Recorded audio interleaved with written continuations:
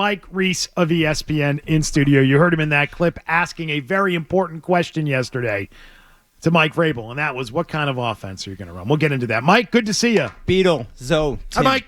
Coming in with the energy. What a week. What'd you make of the day yesterday? Great day. Great day. I thought great day for the Patriots. I thought great day for Patriots fans just to hear clear direction, leadership, and let's see where it goes. But I felt like that was a good one. I felt like it was a good day, but I was also felt cautious because I was also reminded that, hey, this is the second time in a calendar year that we did one of these, which is like something went wrong a year ago, less than a year ago, that we had to do this again. But it feels like they got the guy. Like, now you got to put the team under him. Now they got to win. Still a long road ahead, Mike, and I think we maybe forget that yesterday, at least for a day. But it felt like a guy in command that knows what he wants to do. That's like... Right. But they've got a lot of work to do. They have a lot of work to do, and he's coming in to clean it up. That was probably... If I had to sum it up, guys, that's what I would say.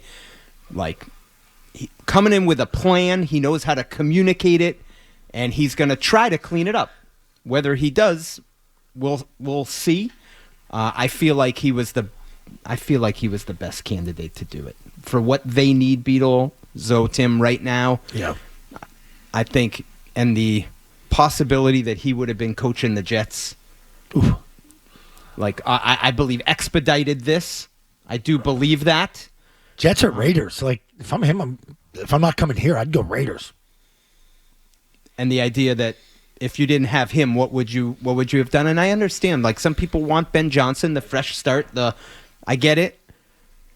I think this is a proven culture builder, and I'm a big believer in that. Is he in charge of the entire operation? 100%. Whoa. Is right. The way I feel on that. I don't think there's any question. You have a question about that, Beetle? Wow. I mean, your answer is so emphatic, it caught me off guard. Yeah.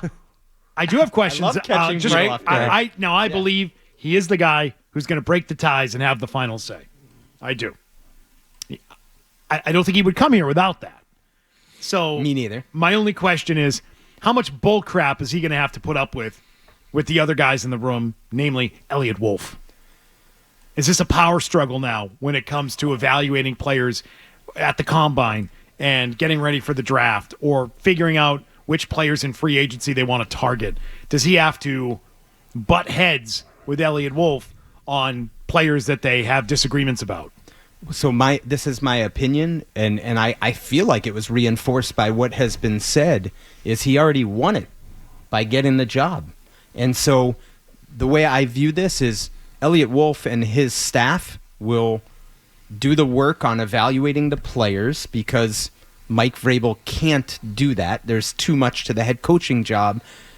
They will present that to Mike Vrabel, and ultimately, they're obviously going to talk in collaboration, but Mike has got the hammer because I'm with you, Beetle. I don't believe Mike Vrabel would have taken the job if he doesn't have the hammer.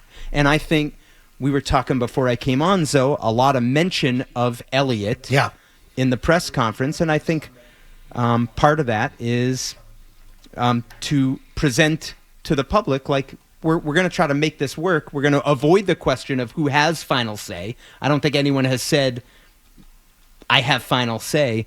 But to me, I'm going off the idea that Mike would not have taken this job if he didn't have it. So Elliott Wolf is a staff member for Mike Vrabel. That's how I view it. That's how I view it.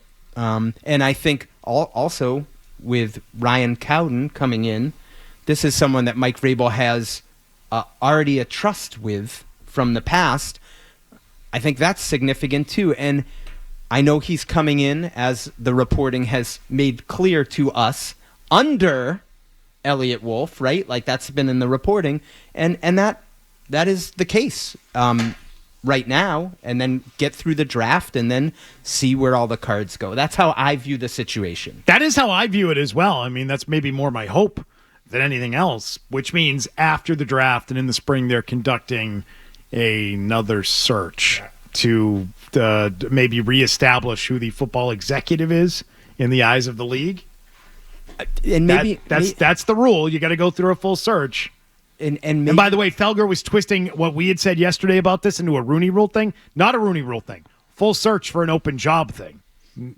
which that is a part of, but it's about you need to open it up, do a search the same way you would for a coaching position. And I think, and tell me if I'm misremembering this, I really see the similarity in a lot of ways to 2000 when Bill Belichick came in. And Bobby Greer was the vice president of player personnel who had picked the players under the prior regime with Pete Carroll, and they had done all the scouting work at that time to prepare them for the 2000 draft. Bill Belichick comes in with Scott Pioli, who in this case, and again, it's not apples to apples, but to me, Ryan Cowden this year is Scott Pioli in 2000. It's the person in personnel who is most aligned with the new head coach. And they all worked together to get prepared for the draft. It kept the staff unified. The scouting staff were all in this together. They get through the draft. Ultimately, I'm not saying they're going to move on from Elliott Wolf, but after the draft, I think we saw Scott, and maybe he was already there, but they restructured it where it was clear that, okay, Bobby Greer, thank you for your service.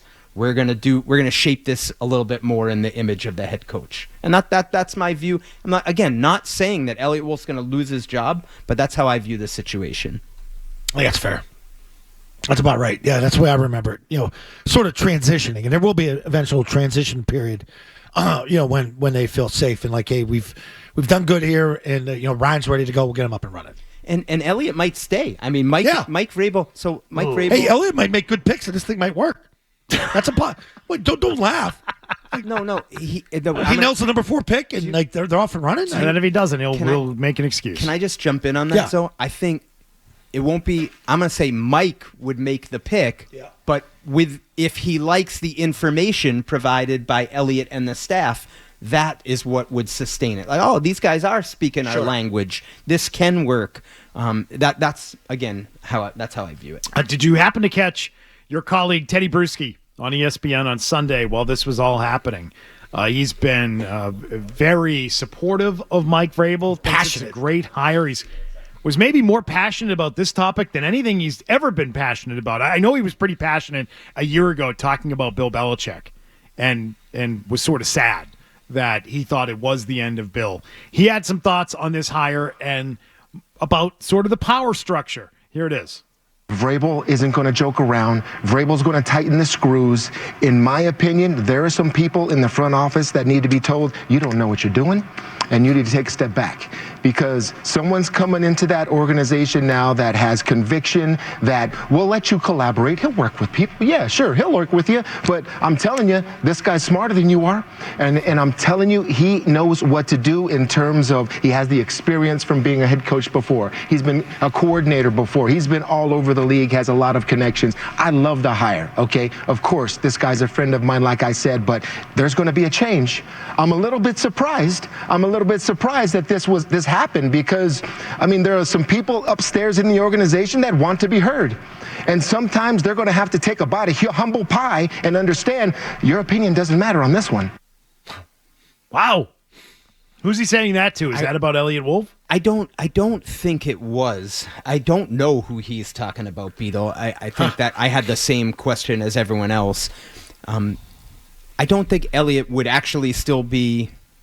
I don't know. How do I want to say this? I don't think he was talking about Elliott. I think go big picture on you here. When Bill Belichick left, Robert Kraft had said something like, I think we have a lot of people who maybe who have learned under Bill Belichick, but who haven't been able to maybe, however he worded it, like grow into their roles, And so by taking him out, we're hopeful that these people will rise up. And so my sense of from taking what Teddy said and going back to what Robert Kraft said is maybe there were people within the organization, whether it's in personnel, whether it's other people in the front office, that were angling for more power, and that's what Teddy is getting at. That's sort of what I was thinking.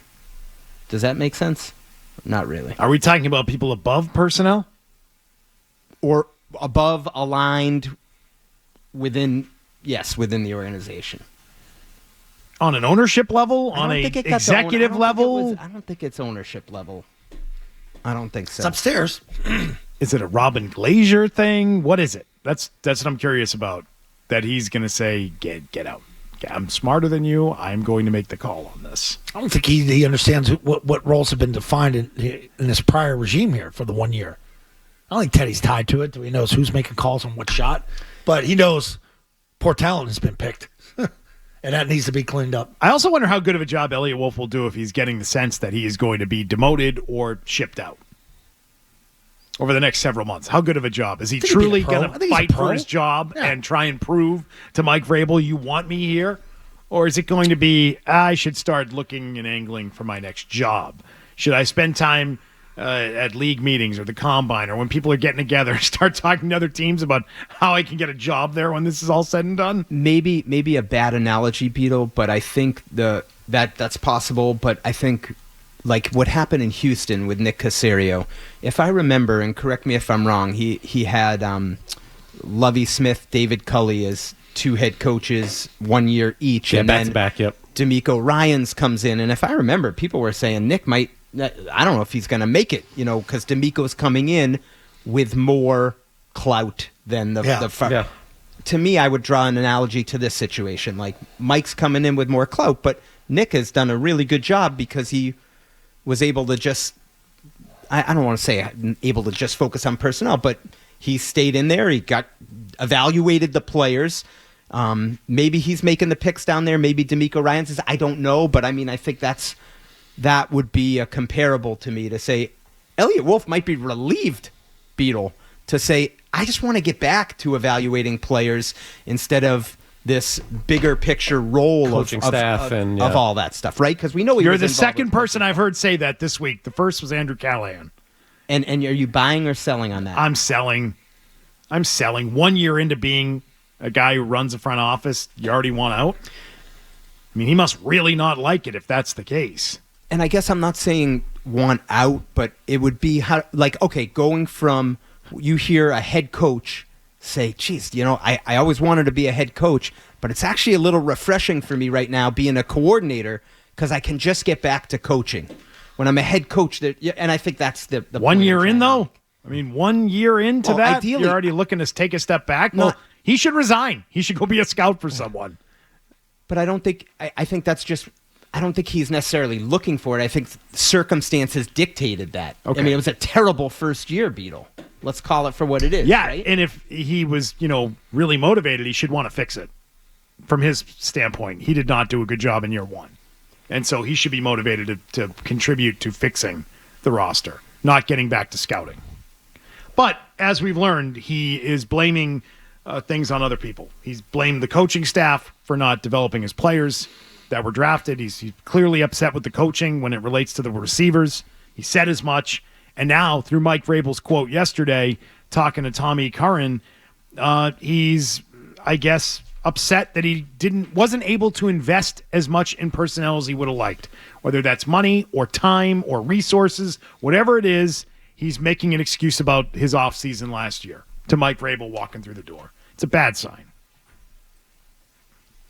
So on that topic, I mean, in terms of, I watched the interview. Mike did a lot of interviews. I tried to watch one. Yours was great, by the way.